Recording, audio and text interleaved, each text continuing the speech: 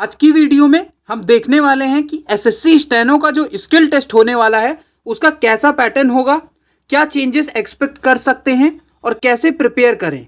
इसमें हम skill test के पैटर्न के बारे में बात करेंगे, कैसे स्किल टेस्ट कंडक्ट होता है उसके बारे में बात करेंगे, कुछ मिस्टेक्स जो आपको अवॉइड करनी चाहिए उसके बारे में बात करें, इंग्लिश वाले कैसे प्रिपेयर करें, हिंदी वाले कैसे प्रिपेयर करें और 2025 का क्या लेवल एक्सपेक्ट हो सकता है उसके बारे में भी हम बात करने वाले हैं। हम इस वीडियो में हिंदी प्लस इंग्लिश डिक्टेशन को कंप्लीट एक्सप्लेन करेंगे और आपको बताएंगे कि आपको अपनी प्रिपरेशन कैसे करनी है स्किल टेस्ट के लिए। इसमें कंप्लीट पैटर्न होगा और कुछ टिप्स होंगी। तो ये वीडियो अगर आप कंप्लीट देख लेते हो तो आपको स्किल टेस्ट में काफी हेल्प होने वाली है। लेकिन वीडियो को स्टार्ट करने से पहले हमारा टेलीग्राम चैनल है स्टेनो सेंसे के नाम से, तो उसको जरूर ज्वाइन कर लीजिएगा।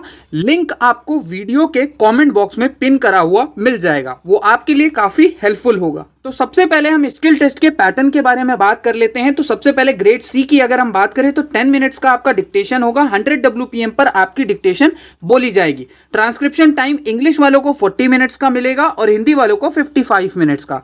बात करें ग्रेड डी की तो ग्रेड डी का 10 मिनट्स का डिक्टेशन होगा, 80 WPM पर आपका डिक्टेशन बोला जाएगा।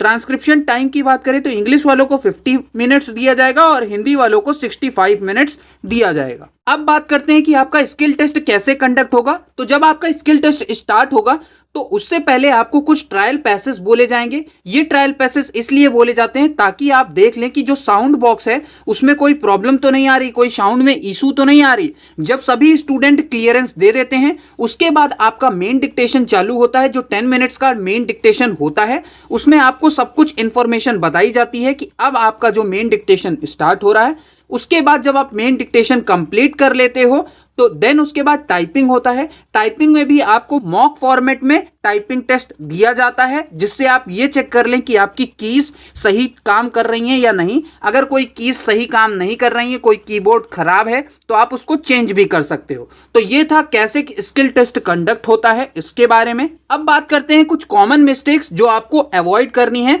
तो रॉन्ग आउटलाइन फॉर्मेशन। कभी कभी क्या होता है कि आपको डिक्टेशन बोला जा रहा है और आप क्या करते हो, कोई वर्ड की आउटलाइन नहीं आ रही है तो आप उसको रॉन्ग बनाना चालू कर देते हो, मतलब जैसे समझ में आया वैसे बना के आगे बढ़ जाते हो।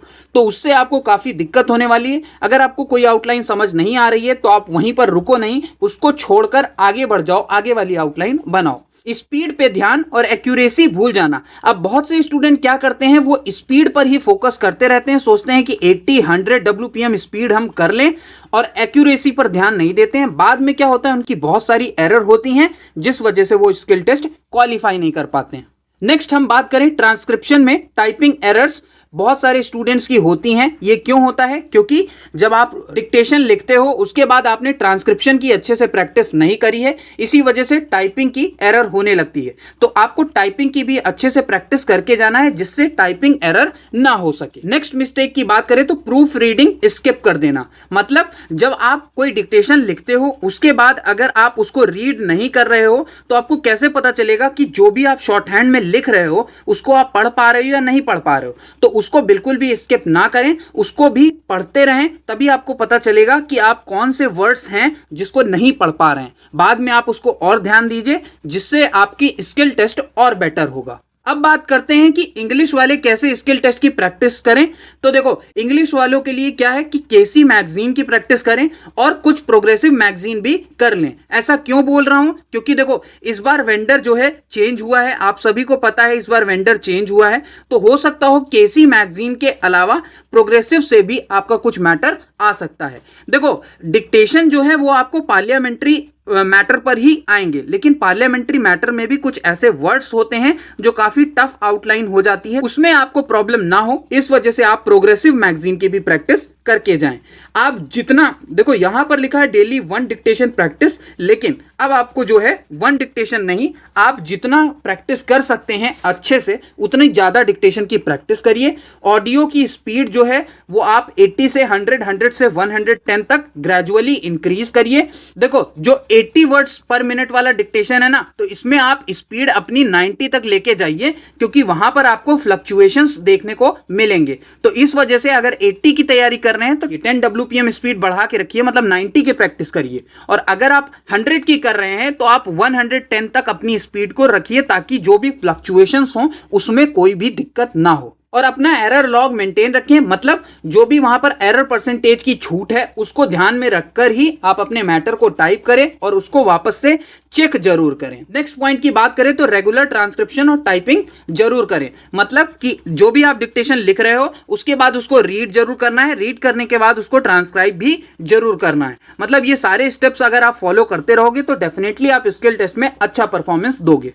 अब बात करें कि जो हिंदी वाले स्टूडेंट्स हैं वो क्या कर सकते हैं अपने स्किल टेस्ट में अच्छा परफॉर्मेंस देने के लिए। तो आपको पता होगा जो 2024 का जो स्किल का मैटर था हिंदी वालों का, वो काफी टफ आ गया था। तो उससे बचने के लिए आपको क्या करना चाहिए, आप सबसे पहले जो रामधारी का खंड 1 और खंड 2 है उसको तो प्रैक्टिस करके जाइए ही। और पिछली बार क्या हुआ था कि जो आनंद पत्रिका है हिंदी वालों की, जो आनंद पत्रिका, इससे मैटर आ गया था, तो इसकी भी आप अच्छे से प्रैक्टिस करके जाइए। बाकी जो टिप्स मैं दे रहा हूं वो हिंदी और इंग्लिश दोनों के लिए कॉमन है, आप वो दोनों को ध्यान में रखना है। लेकिन मैगजीन की बात करें तो इंग्लिश वाले प्रोग्रेसिव मैगजीन थोड़ा सा करके जाएंगे, और हिंदी वाले जो है आनंद पत्रिका की अगर अच्छे से प्रैक्टिस कर लेंगे तो उनका मैटर जो है दिक्कत नहीं होगा, उनके जो स्किल टेस्ट में है उनको प्रॉब्लम नहीं होगी। अब बात करें कि 2025 में क्या एक्सपेक्टेड लेवल रह सकता है स्किल टेस्ट का, तो देखो जो स्किल टेस्ट है ना वो हो सकता हो मॉडरेट टू टफ चला जाए। ऐसा क्यों बोल रहा हूं, हो सकता हो मैटर आपको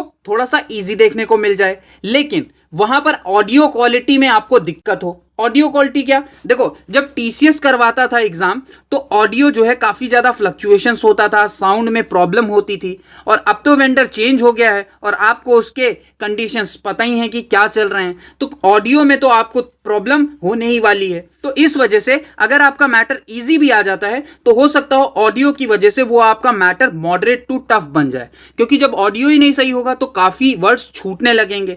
तो इस वजह से आपको अपनी एक्यूरेसी पर ज्यादा फोकस रखना है और टाइम मैनेजमेंट बहुत क्रूशियल है, आपको अपना टाइम मैनेज करके ही प्रैक्टिस करनी है, ठीक है।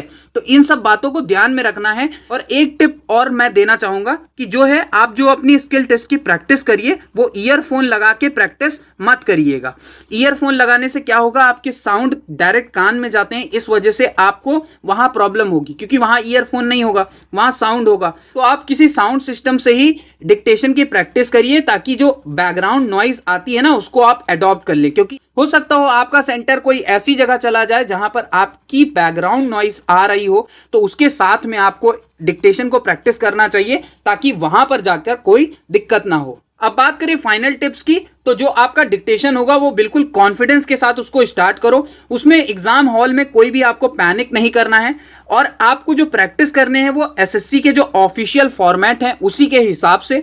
और टाइपिंग में हो सके जितना कम ऑटो करेक्ट यानी कि बैक स्पेस का यूज करो उतना ही बढ़िया होगा। तो ये थी कुछ टिप्स, आई होप आपको वीडियो समझ में आया होगा। स्किल टेस्ट की प्रैक्टिस कैसे करें, कैसा मैटर आ सकता है, ये सारे पॉइंट हमने इसमें कवर कर लिए हैं। अगर आपको वीडियो अच्छा लगता है तो वीडियो को लाइक कर देना, वीडियो को ज्यादा से ज्यादा शेयर करना। अगर आप चैनल पर नए हो तो सब्सक्राइब कर लेना, क्योंकि ऐसी ही हेल्पफुल वीडियो मैं आपके लिए इस चैनल पर लाता रहता हूं। और टेलीग्राम चैनल ज्वाइन करना मत भूलना, आपके लिए काफी हेल्पफुल होगा। मिलते हैं नेक्स्ट वीडियो में कोई और नए टॉपिक पर, तब तक के लिए थैंक यू फॉर वॉचिंग।